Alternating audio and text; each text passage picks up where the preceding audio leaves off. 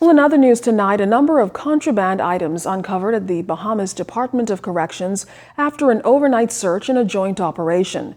The operation, dubbed SIP, Suppressing Incarcerated Prisoners, saw the collaboration of officers from the Bahamas Department of Corrections, the Royal Bahamas Defense Force, and the police force conducting a full search of the Fox Hill facility.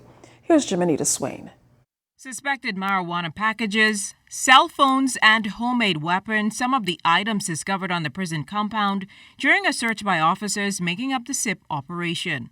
Assistant Commissioner of Police with responsibility for crime investigations, Clayton Fernandez, says the search was sparked by intelligence gathered and a viral video from the prison that showed inmates smoking, listening to music, and rolling marijuana. The massive group included officers from the drug enforcement and gang units, as well as the flying squad in partnership with the Defense Force and prison guards. We were able to recover 19 cell phones, 11 chargers, cell phone chargers, and 42 homemade shanks. And these are very dangerous shanks capable of causing serious injuries or death. We were able to recover from those cells, along with a large quantity of suspected marijuana. A number of lighters were also uncovered. The center of a book was cut out to allow a cell phone to be hidden.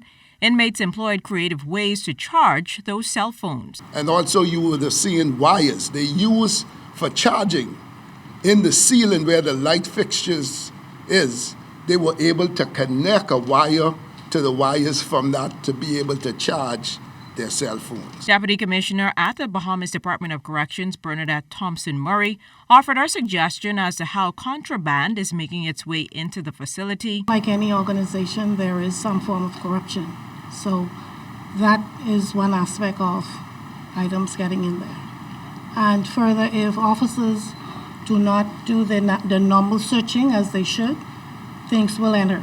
Seeing it today is one aspect of assisting, and once we would have been given the necessary tools to assist us in continuation of this effort, much can happen as relate to what we stamped out today. Thompson-Murray dismissed suggestions of visitors smuggling items into the prison.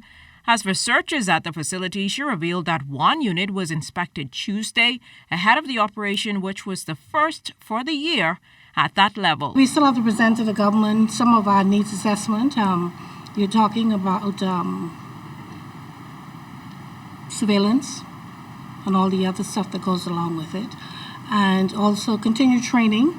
In everything you must have that. And bear in mind that we have to also enforce the matters of concern where officers have to do their searching. That's key.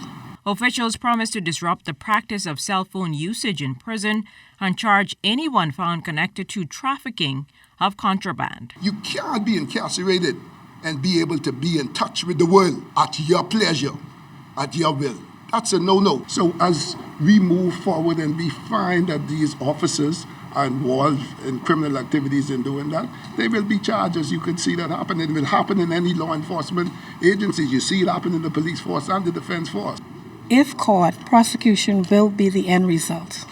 Now, while no arrests have been made, officials plan to interview all of the prisoners where these suspected items would have been found in their cells as this investigation proceeds. Jimenita Swain, ZNS Network News. The National Security Minister confirming that the manpower survey for the Royal Bahamas Police Force is now complete. The National Security Minister, the Honorable Marvin Dame, says the document is 235 pages long and has already been sent to print. While a survey of that kind has never been done before, Minister Dames explains that it's an evidence-based report to address the manpower needs of the organization. Here again, Renita Swain.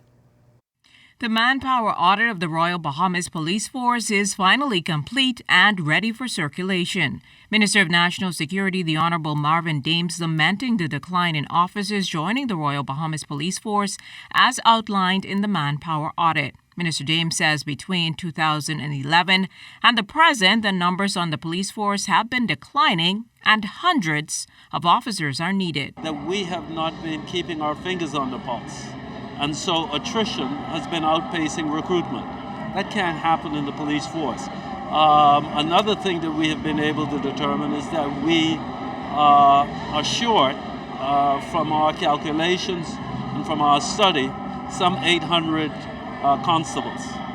We need approximately 800 constables to get to that number we need to get at to be able to provide effective policing services throughout the Commonwealth of the Bahamas. Minister Dame says officers have been working with the reduced numbers, but it's having a long-term effect. Can we do it without it? Yes, we can, and we are. But it just calls on every officer now to give a little more. But in the long term, it burns out officers, and so we need to get to that number, and we have already calculated how we intend to do that. In a few short weeks, the Royal Bahamas Police Force would be bringing on some 100 recruits. Cabinet approved it just about a week ago. We're excited about that. The National Security Minister says a manpower audit is currently being conducted at other uniformed branches. Her Majesty's Correctional Services will be bringing on about 60 recruits any day now.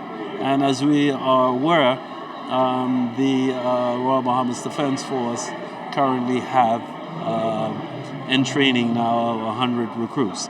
And so as a government, we're sticking to our mandate. We're moving very aggressively to bring these organizations up to standard and to raise the level of professionalism so that we can provide to our communities the best in service.